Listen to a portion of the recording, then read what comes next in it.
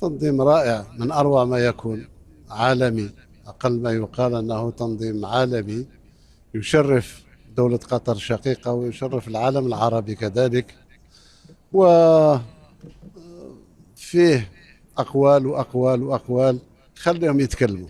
أنا اليوم نفتخر كدول عربية بشيء اللي وصلت له، المستوى اللي وصلت له قطر في تنظيم احتفالية عالمية مثل هذه، لملايير الأنظار ملتفتة إلى قطر اليوم. شيء عظيم، تنظيم جيد لا غبار عليه. الباقي دروك كل ذي نعمة محسود مثل ما يقال. ان شاء الله. إن شكرا شاء لك الله، إن سعد شاء الله. الرئيس. نتمنى فقط أن الفرق العربية، الدول العربية في مستوى الكروي توصل يوم من الأيام إلى نفس المستوى، يعني حتى نحلم أننا نرى يوم من الأيام دولتين عربيتين في نهائي كأس العالم إن شاء ان الله. شاء الله.